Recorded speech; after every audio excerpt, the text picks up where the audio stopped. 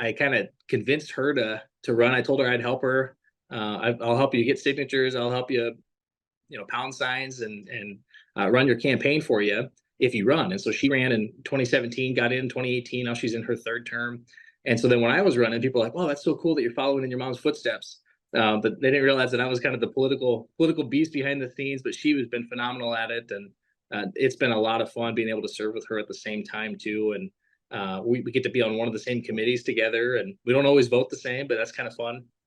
Just adds a good element to it all. I do care about tribal relations in South Dakota. Just being I tell people a dual citizen, a South Dakotan, an American, but also a proud tribal member from my home tribe. And so, and I always feel like we're on the right trajectory, but there's more that we can do.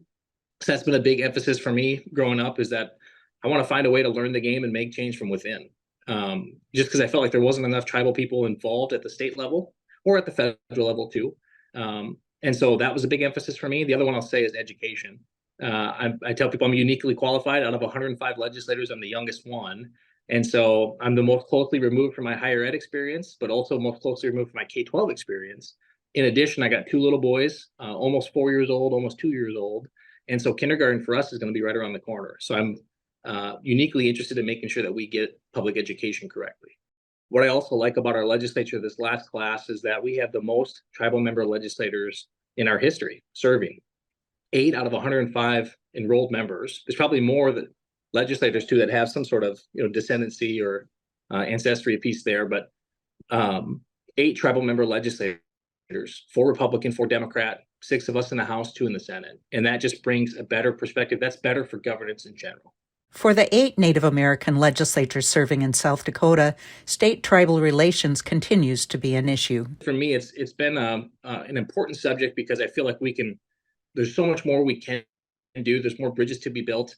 I had the fortune of working with Senator Rounds, so I was his state director of tribal affairs and got to work on that federal government, government to government relationship with the tribes.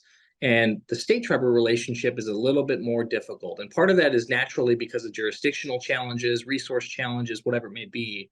But I try to remind people, even if it doesn't feel like it and looks like it all the time, we really are heading in the right direction. You go back to Governor Mickelson with his year of reconciliation with Tim Gallego and the other folks too, a part of that effort. And then you look at the other administration since, and the legislature since. We've had the State Tribal Relations Committee in the legislature since the 90s. That still is in operation today. When I interned in 2013, we didn't have very many tribal member legislators then. You didn't see tribal leaders coming to testify or pitch bills. We didn't have a State of the Tribes address like we do the State of the State with the governor, or the State of the Judiciary with the Supreme Court. And so we have those things. And so, again, I feel like we're heading in the right direction. Last month, State Senator Sean Bordeaux told ICT that tribal leaders were upset with remarks Governor Kristi Noem made regarding Mexican drug cartels coming to the reservations. I was one of the legislators. Me and Representative Perry Pouyer went and visited with the governor the next morning and got a kind of one-on-one with her and a couple of her advisors, and we were able to just kind of share thoughts, share comments. And really, the takeaway from that, it was a good meeting. It was productive. Really, I just kind of reminded her and let her know, you have tribal member legislators here, and you have tribal chairmen that this batch of tribal chairmen, tribal leadership, for the most part, they're willing to work together and they want to find ways. And I hear that same thing from her and her team too.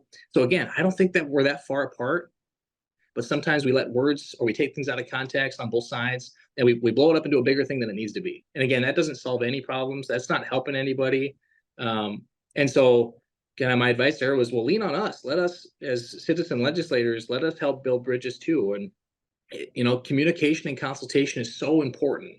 And I talked to my chairman, and, part of that was, geez, if you're going to mention us in your speech, just give me a courtesy heads up. I've identified, I call it like a kind of spokes on the wheel or a healthy community continuum. All communities, what they really need is they need public safety, they need housing, they need access to healthcare, they need quality education for their kids, they need economic opportunity, and they need the infrastructure for all of that. And if any one of those spokes is damaged, you're going to feel it in a community. And, unfortunately, a lot of our tribal communities, multiple spokes are broken. And so what can we do to try to get creative and find some of those solutions? And fortunately, there's a lot of people that do care. Again, we have a lot of tribal leaders that sometimes the political scientists in me wish that they weren't, 2-year terms, and they have a little bit more time to kind of tackle these issues, because they're dealing with, we have the large land-based tribes up in South Dakota and significant populations and really rural. And so, I mean, those are some key things that we got to figure out. And what can we do to work together? And again, that's why I've always tried to make change from within, whether it was in a federal government role or whether it's in the state government role. What can we do to build partnerships for our people? And I got to give a shout out to some of my colleagues too, including one, probably my favorite legislator. I have to say that, but she really is Representative St. John. She got her Indian Child Welfare Advisory Council bill passed this year. So important, and I think that's a good effort. I had a bill on tribal housing for housing infrastructure last year. We passed a $200 million infrastructure program. And then the tribes were accidentally, unintended consequence, cut out. And so that was something we got sailed through. It was one of the first bills that got to the governor's desk and got signed into law. The tribal flags issue has been an up and down roller coaster for the last 4 or 5 years. And my message to anybody is, we need to get those flags up. We need to get them in the state capitol, because that state capitol is for all of us. And again, when I see those kids and when I get my little boys coming to visit me in the Capitol too, I want them to look up and I want them to see their American flag, their South Dakota state flag, and their Siston-Wahpeton and the Yankton Sioux tribal flag. And that's important for that next generation. And so I'm hoping that eventually people can put the politics aside and that we can do that for the next generation. We need to all have that mindset going forward. And there's a lot of us that feel that way. And so I'm going to just keep trying to get some wins and keep trying to have conversations and see what we can do to do that, because that's important for all of us.